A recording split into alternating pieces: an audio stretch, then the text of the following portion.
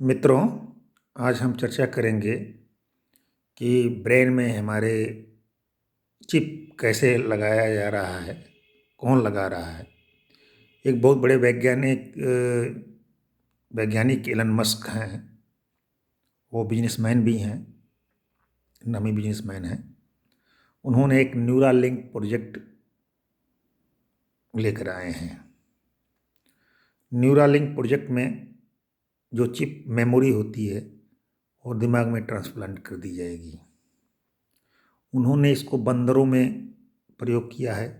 बंदर अब computer game खेल लेता है। इसका मतलब आपकी मेमोरी क्षमता को बढ़ाया जा सकता है चिप के द्वारा, जिससे आप सारे कार्य करने की सोच के द्वारा ही सारे काम आपके होने लगेंगे।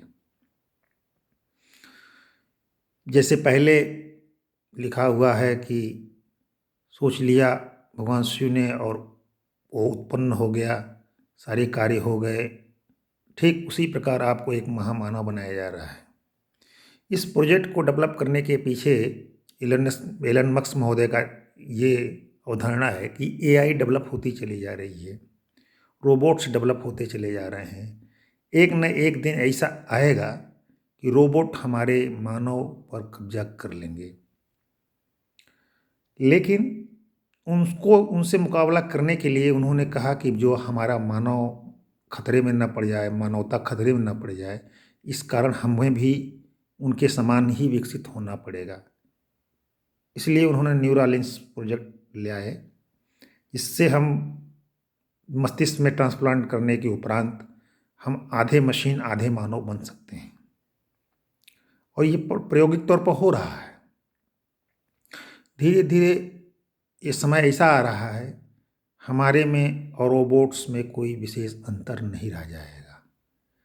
चेतना हमारी जुड़ जाएगी चिप के माध्यम से, हम और शक्तिशाली बनेंगे इस तरीके से। लेकिन इसके खतरे भी हैं। माइंड को हैक किया जा सकता है। अभी देखिए, ऐसा पहले भी लोग करते थे प्रयोग। अब आर्टिफिशियल जो है आपका जो हाथ भी चल रहा है। अभी ब्रेन टू ब्रेन इंटरफेस का भी मामला आया है। Brain to brain interface Thiruvananthapuram में एक प्रयोग किया गया। इसमें फ्रांस में बैठे आदमी को इंटरनेट के माध्यम से उसके दिमाग में मैसेज पहुंचा दिया गया। वही मैसेज कोड डिकोड जब किया गया तो वही मैसेज निकला जो मैसेज यहाँ से कहा गया था। इस प्रकार मैं आपको बता रहा हूँ, चर्चा कर रहा था। तो कल मैं चेतना की चर्चा कर रहा था। वो वीडियो आप लोगों ने देखा ही होगा। मैंने कहा कि कैसे चेतना को बता दें कि पुराने हमारे जो पुराण हैं, पुराने हमारे ग्रंथ हैं, वो भी एक प्रकार के विज्ञान ही हैं। जिस प्रकार एक कक्षा 1 के लड़के को एमएससी की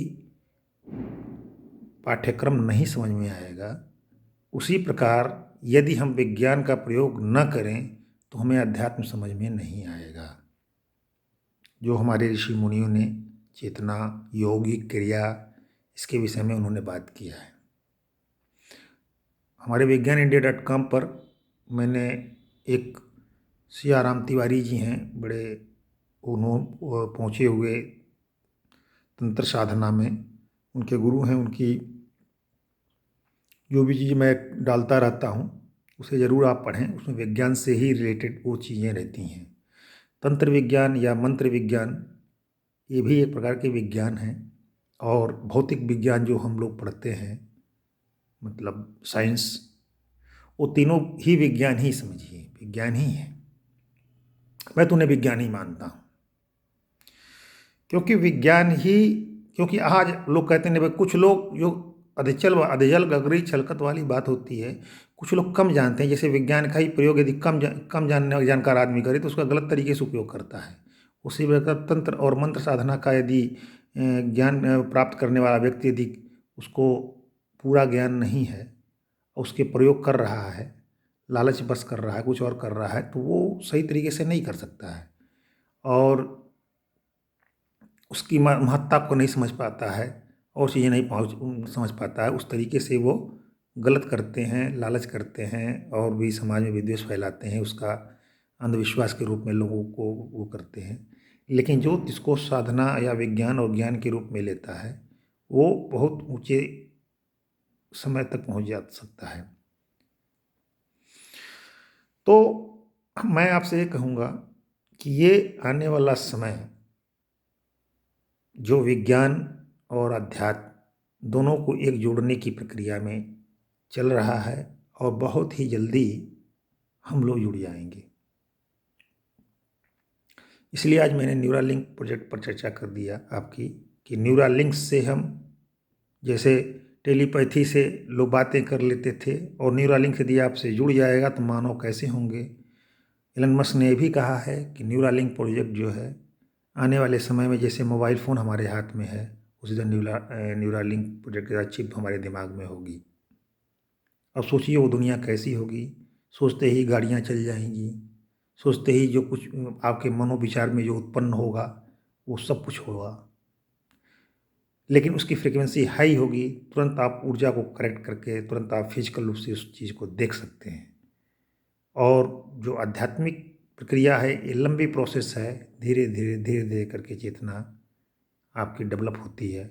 लेकिन जब डेवलप हो जाती है तो आपके लिए कुछ भी असंभव नहीं होता है। आने वाले वीडियो में फिर आपको कुछ और नई रोचक जानकारी दी जाएगी इसी तरह के संबंध में। जय हिंद, जय भारत।